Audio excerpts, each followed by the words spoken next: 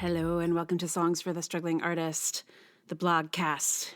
This is episode 196. My name is Emily Rainbow Davis, and here we are. Still here. Still kicking. My Wi-Fi is not working great, but other than that, it's fine. I just can't, do any of the things. Like Zoom or email or upload stuff to Google Drive, which is tricky in this particular moment as I am trying to make a collaborative audio project. But Apple said they'd call in 2 minutes 4 hours ago, so it's all gonna work out real quick. Like, whee! Yeah. Technical difficulties in this particular moment feel so much like more loaded, don't they? Like, I don't know. Anyway, hopefully I'll be able to upload this episode tonight. Fingers crossed that the Wi-Fi will serve me for the evening at the very least.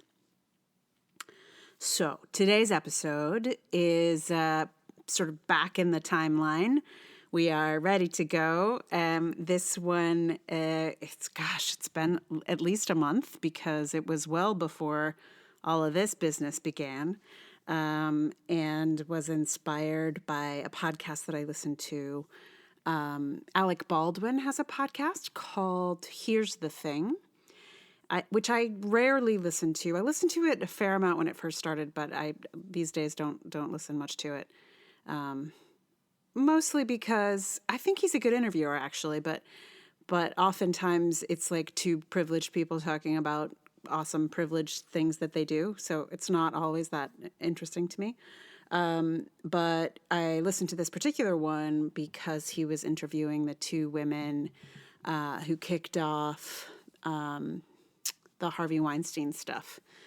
So I was curious to hear how that conversation would go, because I thought it might be interesting, and it was, which I will talk about a little bit in the blog.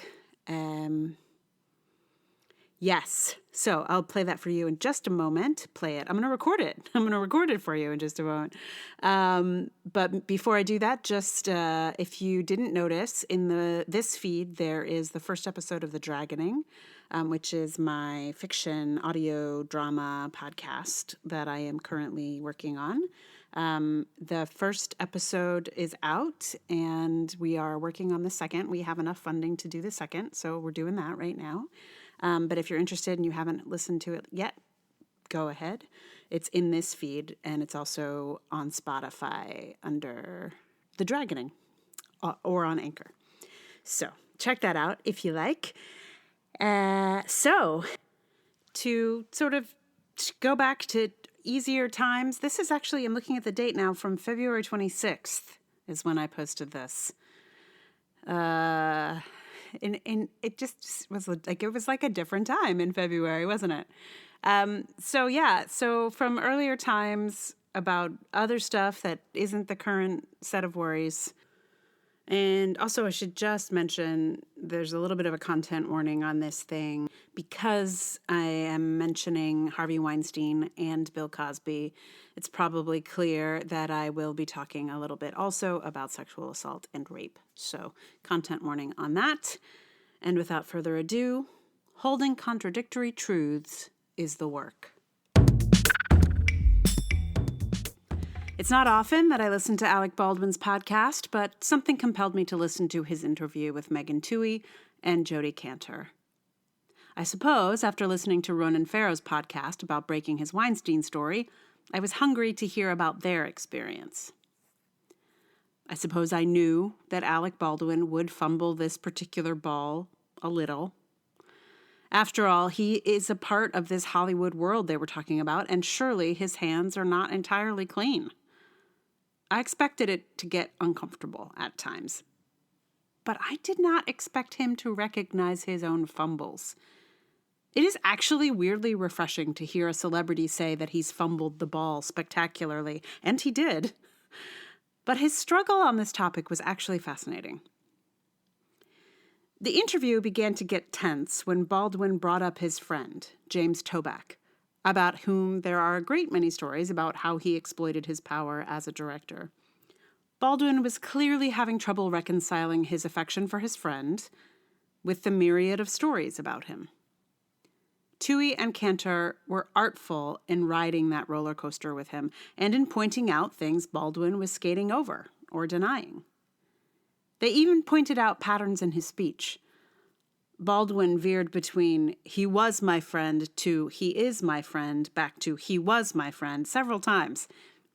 It's an uncomfortable but compelling listen. What struck me about the whole exchange, though, is how hard it was for Baldwin to imagine that the good guy he knows, his buddy, could do the things of which he is accused.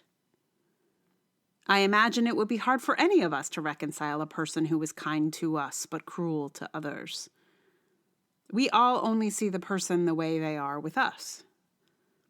But I think many women are more experienced at negotiating this contradiction. I mean, of course Toback is nice and fun with Alec Baldwin. Baldwin is a successful, powerful man.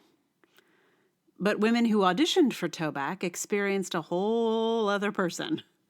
He was not nice and fun with them. But I don't think those women would be surprised to learn that other men find Toback nice and fun. This sort of behavior lives in corners. Men miss it all the time. They've been missing it for centuries. It was only when Me Too hit that most men seemed to pay attention to the way other men treat women. I was struck by this conflict in Baldwin, by the struggle to feel both the affection for his friend and the truth of his friend's behavior. It's a conflict that feels like the sort many women have been negotiating for years. It's I've heard Harvey Weinstein is a pig with women, but he's also one of the most powerful men in the movie business, so maybe lunch with him isn't as terrible an idea as it seems. It's I heard that guy was a dick to his previous girlfriend, but he's been a real sweetheart with me. Maybe he's changed. But it's also the less obviously problematic stuff. It's that guy makes sexist jokes at meetings, but he's great at mentoring, so I'll live with the sexist jokes. It's many men are trash, so we'll deal.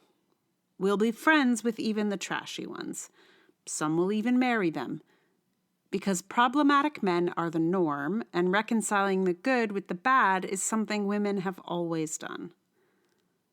In listening to Baldwin try to reconcile Toback, I felt like I was listening to a more complex, interesting future, where men aren't just good guys and bad guys anymore. Throughout Me Too, I feel like I've seen a lot of men try to separate out the bad eggs, to say, oh yes, Weinstein and Cosby are clearly awful. Once they're out of the picture, we'll all just be good guys here again. Sure. I listened to the Chasing Cosby podcast, which follows the story of the trial that sent Cosby to prison. And the thing that shook me the most were the stories about how kind and generous Cosby was to those women before he raped them. He gave them jobs and mentoring. He opened up opportunities. He met their parents and took them to dinner.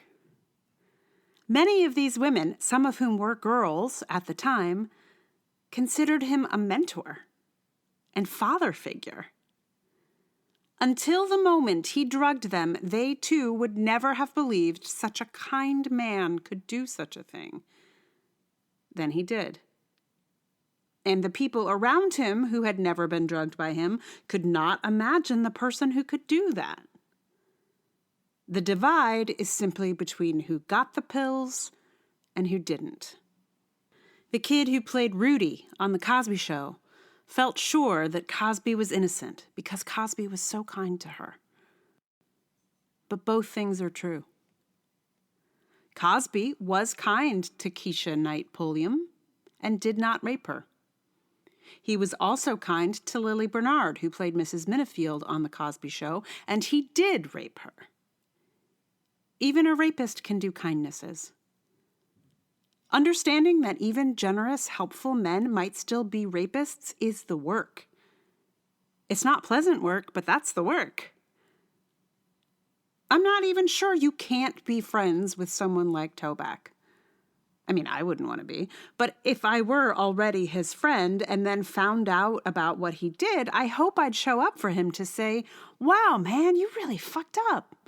What can I do to get you some help to rehab yourself? I appreciate that it's a difficult position to be in. A lot of women have been in it for a pretty long time. I think Baldwin is standing in an interesting spot, and I'll be curious about what happens for him next. Is it possible that digging into his friends' stories will lead to realizing he may have exploited his own power at some point? I think it's very possible. And if that reckoning happens, I will be right by my podcast feed ready to witness. That will be the most compelling listening of all. I just realized this is like a podcast about podcasts. It's like a meta podcast, a podcast episode inspired by 2 podcasts. Sorry that wasn't like a real uplifting and enjoyable. I mean, maybe it's enjoyable. I don't know. I hope I'm going to make up for it with the song here. Is what I'm hoping. So the song, I'll tell you all about it. So I have several things to say about this song. One, I decided to do this song because of Spotify. So I have in Spotify a playlist called Songs to Learn, where I put the songs that I'm either thinking about working on for the podcast or am in the process of working on, or, anyway, it's like a little parking lot for songs that I am, learning. So Spotify likes to suggest songs when it gets to the end of a playlist. It'll be like, oh, this should be on this playlist. This other thing should be on the playlist. And usually it's so wrong. Like almost every playlist where it starts to do that, it's like, no, you don't have any idea. It's like the algorithm is clueless, except for in this case, because Spotify put in the, suggested songs, Steely Dan song called Any Major Dude. And I was like, any major dude? I mean, come on. And then I was like, oh, yeah, come on. And it seemed like I wanted to put it with this podcast because Alec Baldwin is a major dude. And also several of the subjects of this particular piece are also major dudes. But they're not good major dudes. The major dudes I think that are mentioned in this song are better major dudes, is my hope, is my feeling. And maybe Alec Baldwin is a better major dude. I don't know. Anyway, it was a really fun song to mess around with and play with. And there's some really delightful jazz chords in there. And there's a line in it that just really, the first time I realized what it was and was singing it through, I kind of broke up for a little while.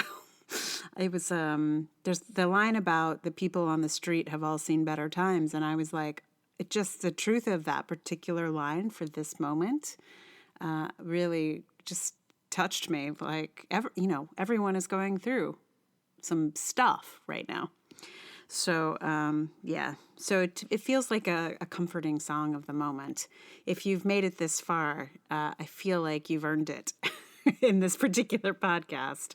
But we've all earned it. There's no earning these things. But Any Major Dude is what's coming up here. If you like the podcast, thank you. And please tell someone. Social media is nice. If you would like to support the podcast, you can become my patron on Patreon. It is patreon.com/Emily R. Davis.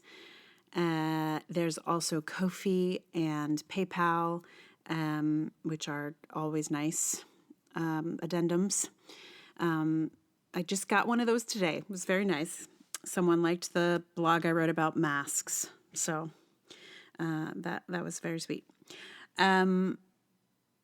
And what else? Oh, if you want to hear more of the dragoning, please contribute to the Indiegogo campaign. I'll leave a link to that in the show notes as well. That will allow me to keep moving forward and keep making more episodes. At the moment, I only have money for one, but I think we can get to 2 pretty soon, and then 3, and then it's just going to roll. So yeah, if you can help there, awesome, please do. That will allow me to pay my actors and my sound designers. So, and all of those folks could use the work right now, for sure. So even if you hate the podcast, you could just go ahead and donate to help out a bunch of creative people.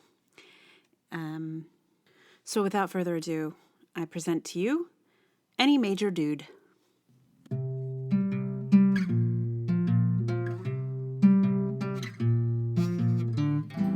Never seen you looking so bad, my funky one. You tell me that your superfine mind has come undone. Any major dude with half a heart surely would tell you, my friend. Any minor world that breaks apart falls together again. When the demon is at your door, in the morning he won't be there no more. Any major dude would tell you. Any major dude would tell you.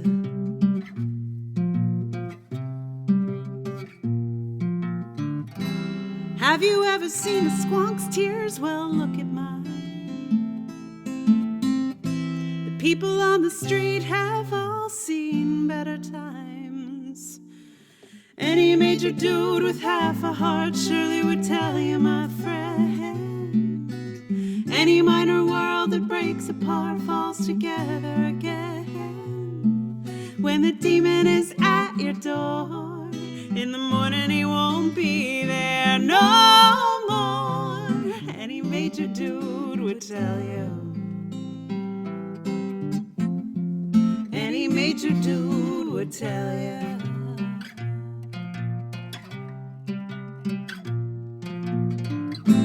I can tell you all I know, the where to go, the what to do. You can try to run, but you can't hide from what's inside of you.